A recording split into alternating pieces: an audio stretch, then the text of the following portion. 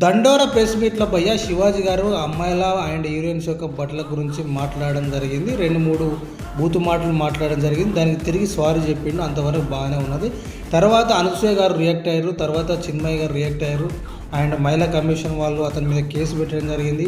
ఆ కేసులో భాగంగా ఈరోజు అతడు పోయి హాజరు కావడం జరిగింది అండ్ సారీ చెప్పడం జరిగింది. ఎందుకు ఎలా మాట్లాడడం, తను మాట్లాడిన బూతుల గురించి కూడా సారీ చెప్పడం జరిగింది.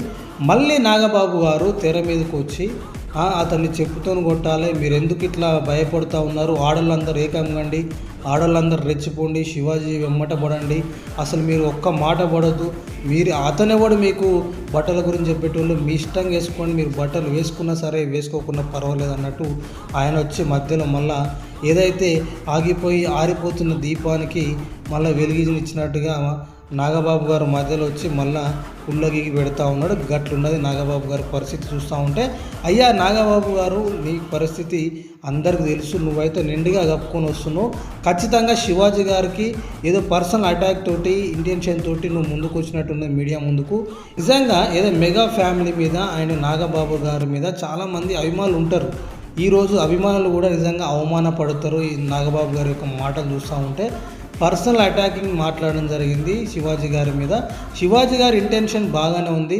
జస్ట్ అమ్మాయిలను ప్రకృతితో పోలుస్తూ చీర కట్టుకోండి, చీర కట్టుకుంటే పద్ధతిగా ఉంటారు అండ్ బట్టలు సరిగా వేసుకోండి అని చెప్పేసి చెప్పడం జరిగింది. 2 బూతులు అయితే మాట్లాడిండు, వాటికి క్షమాపణ కూడా చెప్పడం జరిగింది. కానీ మధ్యలో వచ్చి ఈరోజు ప్రకాష్ రాజ్ గారు మాట్లాడడం జరిగింది. అండ్ నెక్స్ట్ వచ్చేసి ఇట్లా నాగబాబు గారు ముందుకు వచ్చి ఇంత పెద్దలు ఎప్పటి నుంచో ఇండస్ట్రీలో పెద్దలు వీళ్ళు, ఇలాంటి వాళ్ళు కూడా అమ్మాయిల బట్టల గురించి పద్ధతిగా శ్రద్ధగా మాట్లాడి చెప్పాల్సింది పోయి శివాజీ గారి మీద అటాక్ చేసి ఆయన ఎవరు చెప్పనీకి, మీ ఇష్టం ఉన్నట్టు బతకండి, మీ ఇష్టం ఉన్నట్టు వేసుకోండి, స్వేచ్ఛగా బతకండి, ఆయన మన స్వేచ్ఛకు భంగం కలిగించిండా, మంచిగా పద్ధతిగా బట్టలు వేసుకోమని చెప్పిండు. బట్టలు కప్పుకోమంటే కూడా వీళ్ళు విప్పుకొని తిరుగుర్రి, ఇష్టంగా ఉండిర్రి, మీ ఇష్టంగా బతుకుర్రి, మిమ్మల్ని ఆపేది ఎవ్వరు లేదన్నట్టు వీళ్ళు మాట్లాడుతూ ఉన్నారు. నిజంగా సరికాదు. సినిమా ఇండస్ట్రీలో పెద్దలు ఇలాంటి ప్రాబ్లమ్స్ వచ్చినప్పుడు చాలా చాకచక్యంగా ప్రజలతోటి అండ్ ఇక్కడ వీళ్ళ ఏదైతే సెలబ్రిటీలు ఉంటారో వాళ్ళతోటి క్లియర్గా ఒప్పందం చేసుకొని నీట్గా మాట్లాడిన పరిస్థితి ఉంది. కావాలని రెచ్చగొట్టి గెలుక్కొని మరి ఇష్యూని కాస్త లాగి పెద్ద చేసేలాగా ఉన్నారు. అండ్ ఇంకొక విషయం ఏంటంటే, ఇక్కడ ఎవరైతే మెగా ఫ్యాన్స్ కావచ్చు అండ్ జనసేన పార్టీకి అతడు వర్క్ చేస్తూ ఉన్నాడు నాగబాబు గారు. అండ్ ఇలా మాట్లాడడం ఎవరు ఎక్స్పెక్ట్ చేయలేదు. చాలామంది నాగబాబు గారికి కూడా యాంటీగా మారే అవకాశం ఉందని చెప్పొచ్చు.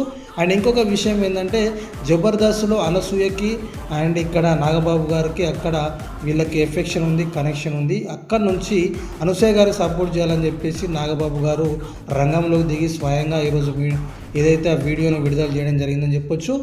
నాగబాబు గారు ఆడపిల్లలకు సపోర్ట్ చేయండి, కానీ మీ ఇష్టం ఉన్నట్టు బతకండి, స్వేచ్ఛగా బతకండి, బట్టలు విధి వేసుకోవచ్చు, ఎలాగైనా ఇది కాదు, కొంచెం కంట్రోల్లో అండ్ నీట్గా ఏదైతే శివాజీ గారి యొక్క ఇంటెన్షన్ చెప్పి అక్కడ కన్క్లూజన్ చేస్తే బాగుండేది. కానీ కావాలని ఏదైతే తగ్గిపోతున్న ఈ యొక్క ఏదైతే ప్రాబ్లమ్ని మళ్ళీ సాగదీసి మళ్ళీ తెరపైకి తీసుకొచ్చి ఇలా మాట్లాడడం సరికాదు. చెప్పు తీసుకొని కొట్టుమని చెప్తున్నాడు.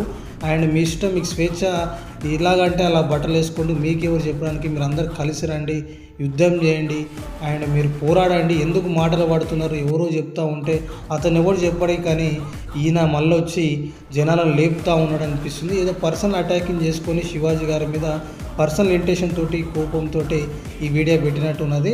అండ్ ఇంకొక విషయం ఏంటంటే, చాలామంది యాంటీ అవుతున్నారు నాగబాబు గారు మాట్లాడిన విధానానికి అండ్ నాగబాబు గారు రియాక్ట్ అయిన విధానానికి, అతడు మాట్లాడిన మాటలకి. మరి మీకేమనిపిస్తుందో కామెంట్ చేయండి. చూస్తూ ఉండండి మన ఛానల్ని, లైక్ చేయండి, షేర్ చేయండి, సబ్స్క్రైబ్ చేయండి. Thank you very much.